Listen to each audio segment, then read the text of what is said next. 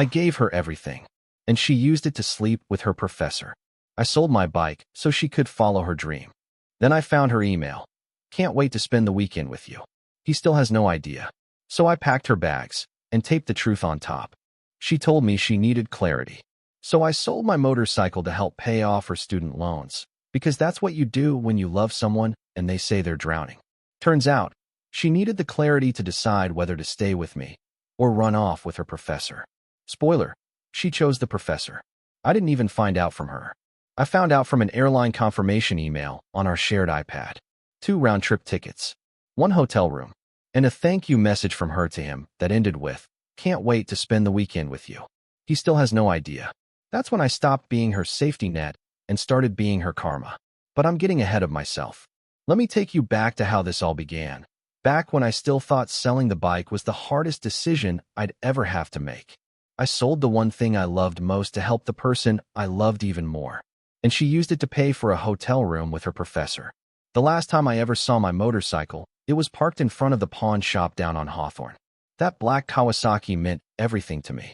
I bought it with the first real paycheck I earned after high school, right before life got complicated. It was freedom. It was therapy. On days when the world was just too loud, I'd put on my helmet, hit the road, and leave everything behind for a while. But when you're in love, the things you hold sacred start to blur. You start telling yourself, she matters more. It's just a machine. You can always buy another one. Her name was Jessica. I met her when I was 24, and she was a barista trying to finish a degree in psychology. She had this wild, chaotic energy, like she was always halfway between laughing and storming off. I was calm, quiet, steady. Somehow, we balanced each other out. Or at least I thought we did. Jessica had student debt coming out of her ears. She came from a rough background, never had family to help her. I respected that. She worked weekends, took night classes, and still somehow pulled top grades. She said she wanted to become a counselor one day, maybe help kids who went through what she did. It was hard not to admire that kind of drive. I wasn't rich, not by any stretch. I worked at a car repair shop during the week and picked up extra hours as a delivery driver on weekends. But I didn't mind grinding a little harder if it meant making things easier for her. I believed in her. I believed in us. Then came the day she sat on the couch across from me, fiddling with the sleeve of her hoodie like she was scared to say what was on her mind. She told me she got accepted into a graduate program, a good one. It was her dream, but it came with a price. Between classes, books, and unpaid practicum hours, she couldn't work anymore. She'd lose her income. She'd have to take on more loans just to stay afloat. She looked up at me with these tired, glassy eyes and said, "I don't want to drown in debt forever. I just need help getting through the next year. Just enough to buy time." I didn't even hesitate. I told her I'd figure it out. For the next few weeks, I ran myself into the ground. Took every extra shift I could find. Skipped meals. Slept in my car between deliveries more than once. But it still wasn't enough. The number she needed was too high, and rent wasn't getting any cheaper. So I sold the bike. I didn't tell her at first. I just handed her the money in an envelope and said, "Here. I hope this helps." She blinked, stunned. Asked me where it came from. I shrugged and said, "Does it matter?" Of course it mattered. But I didn't want her to feel guilty. She cried. Told me she didn't deserve me. Said she'd pay me back 1,000 times over. We ordered pizza that night, watched movies on the couch, and for a little while, I felt like a good man doing the right thing for the woman he loved. But things changed after that. Subtly at first. She started spending more time on campus. Said she was networking, studying with classmates. She'd come home later and later, sometimes not until midnight. When I asked how things were going, she'd get weirdly vague. Say she was just exhausted and didn't want to talk about school anymore. At first, I figured it was stress. Grad school's no joke. But then she stopped wanting to be touched. She flinched when I kissed her. She'd go days without even looking me in the eye. If I tried to ask what was wrong, she'd either snap at me or say I was being clingy. Once, I made dinner and waited 3 hours for her to come home. When she walked in the door, she looked at the table like it was an inconvenience. Said she already ate on campus. Didn't even sit down. That night, I lay awake next to her while she scrolled through her phone, her screen turned away from me. I remember staring at the ceiling and thinking, something's not right. Something's off. But she wouldn't do that to me, would she? That was the first time I questioned whether I really knew the woman sleeping next to me. And that was just the beginning. After I gave her the money, things didn't get better like I thought they would. I expected her to be relieved, lighter, maybe even happier. But instead, she became distant. At first, it was small stuff. She stopped texting me back during the day, even though I knew she was just on campus or home between classes. Her replies started coming hours later, usually just one-word answers or weirdly polite responses like, "Thanks, appreciate it." Not the way your girlfriend texts you. More like how you'd respond to a coworker. One night, I tried to surprise her by picking her up from campus after her evening seminar. I waited outside the building for half an hour. She never came out. When I called, she sounded annoyed, told me she'd already left with some classmates and that I shouldn't show up unannounced like that. I told her I was just trying to do something nice. She went quiet for a second, then sighed and said, "I just really need space right now. I'm stressed beyond belief, and you hovering isn't helping." That word, hovering, stuck in my head for days. She used to love when I showed up for her. She used to beg me to come to campus and walk her to her car if she was studying late. Now, I was hovering. At night, she kept her phone close, like obsessively. It used to live face up on the kitchen counter or on the nightstand. Suddenly, it was always in her hand or tucked under her pillow. She started sleeping with her back to me. We hadn't had sex in almost 3 weeks, which wasn't like us. I asked her if she was okay. She said she was just exhausted from school. "This program is brutal," she said. "I'm lucky to have you supporting me right now." Those words were exactly what I wanted to hear. But the way she said them felt robotic, like she was reading from a script someone else wrote for her. Then came the moment that shifted everything. It was a Sunday morning, and I was doing laundry. She was still asleep. Her phone buzzed with a calendar reminder. Normally, I wouldn't even look, but it popped up on the lock screen. Trip itinerary, downtown hotel, confirmed. I stared at it. My stomach started twisting. She hadn't told me anything about a trip. No conference, no seminar. And I knew for a fact we hadn't booked anything together. She'd been talking about how tight things were, how she had to watch every penny. And yet here was a hotel confirmation sitting on her phone. I didn't say anything right away. I sat on it, told myself maybe it was for a class event. Maybe the school was covering it. Maybe. But later that day, when she got up and went to shower, I checked the email app on our shared iPad. It was still logged into her Gmail. The message was still there, and it was worse than I expected. The subject line was, "Can't wait for our weekend, smiley face." The sender? Dr. Edward Harlan. Her professor. The message said, "I've cleared my schedule. I'll meet you at the lobby around 6. Room's already paid for. Thank you again for helping me grade papers. I think we both needed a break from our real lives." Winky face. I stared at the screen, trying to breathe. My hands were shaking. My chest felt hollow. I couldn't move for what felt like hours.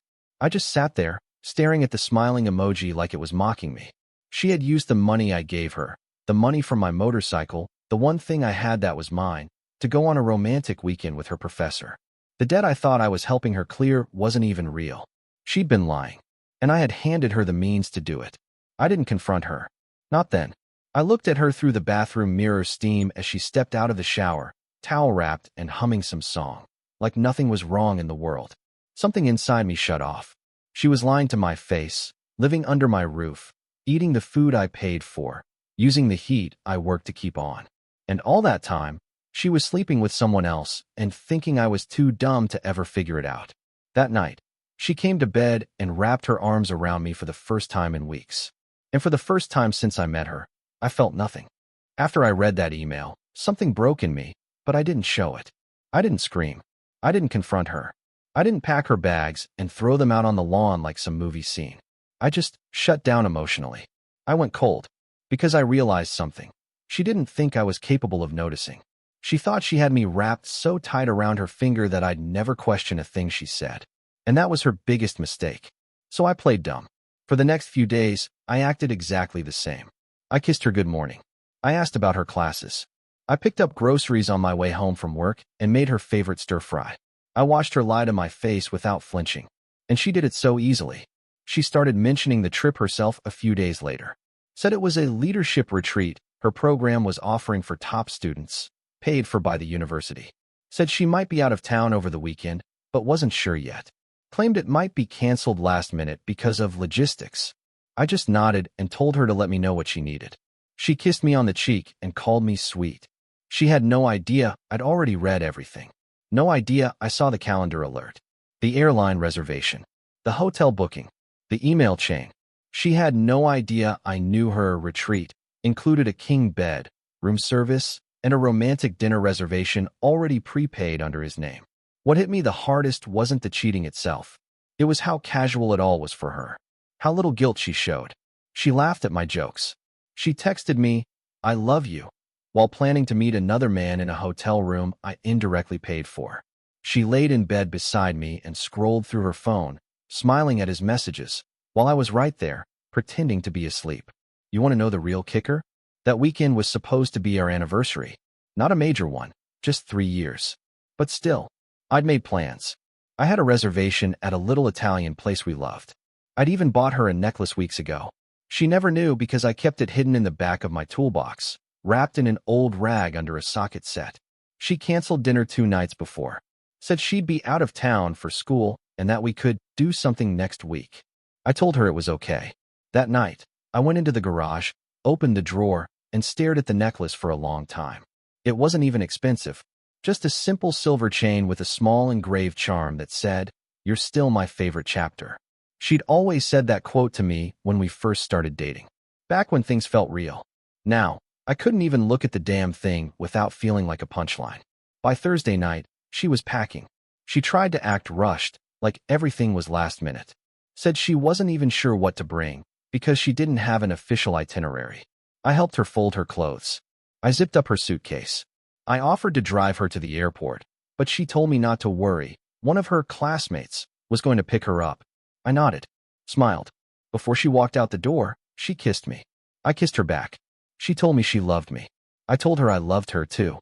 Then I stood at the window and watched her climb into a dark blue car, driven by someone I'd never seen before. He never got out. She never looked back. The second she was out of sight, I grabbed the key to the lockbox under our bed. Inside was the rest of the money I hadn't given her, the little I'd managed to scrape together since. I put it in an envelope, along with a note I'd spent 2 nights rewriting. Then I walked into our bedroom, unzipped her suitcase, and slid the envelope between her sweaters. Right on top, right where she'd see it the second she opened her bag. The note said this: "You said you needed clarity. Now you have it. Don't come back." Then I turned off my phone. The day she left, the apartment was dead silent. I didn't turn on the TV. I didn't scroll my phone. I just sat at the kitchen table, staring at the chair she always used. She had this habit of curling one leg under herself and stealing food off my plate without asking. It drove me nuts at first, then became one of those stupid little things you start to miss even before someone's gone. But I didn't miss her. Not anymore. I just felt this strange quiet in my chest, like I'd finally stopped holding my breath after months of pretending not to notice what was happening right in front of me. That night, I cleaned. Not like a casual wipe down. I scrubbed the apartment from top to bottom, washed the sheets, emptied the fridge of anything she liked, collected all her things, the books, the mugs, the random jackets she left on every chair, and packed them neatly into boxes. I stacked them by the door, locked the bedroom, and crashed on the couch. By morning, the missed calls had already started. She must have opened her suitcase. Found the note. The first call came around 9:13 a.m. Then another one at 9:15. A third at 9:19. Then a long pause. At 10:04, I got a text. "What is this? What the hell is this supposed to mean?" I didn't respond. At 10:20, a voicemail. "Please tell me this is a joke. Are you serious right now?" At 11:30, "You're being insane. Just answer your phone. We can talk about this." By noon, the tone had changed completely. "I can't believe you do this to me while I'm out here. You knew how important this trip was for me. You've just ruined everything." I laughed when I read that one. She wasn't sorry. She wasn't hurt. She was angry that I pulled the rug out from under her fantasy weekend. The only thing she really cared about was how I had the audacity to not play along. By 1 p.m., her mom was texting me. "She's having a breakdown. She says you left some kind of letter. She's crying in a hotel room and won't talk to anyone." What happened? I didn't answer her either. The calls kept coming, and I let every single one of them ring out. I watched the notifications pile up like digital proof that she finally realized I wasn't the same guy who sold his bike to help her. Later that night, one of her friends, someone she used to talk trash about behind their back, texted me. "I don't know what's going on, But she told me everything. You deserve better. I'm really sorry. That one caught me off guard. I didn't even know this girl had my number. I guess word was spreading. And fast. By the next morning, the tone had shifted again. Now she was apologizing, leaving voicemails with long pauses and broken sobs. I messed up. I know I did. Please, just let me explain. I panicked. I didn't know what I was doing. It meant nothing. I was just confused. Please talk to me. She sounded scared. Not sorry. Scared. The professor? He bailed on her the second he realized I knew. Didn't even show up to the hotel. Apparently, he sent a short email that said something like, "This was a mistake. Don't contact me again." I smiled when I heard that part.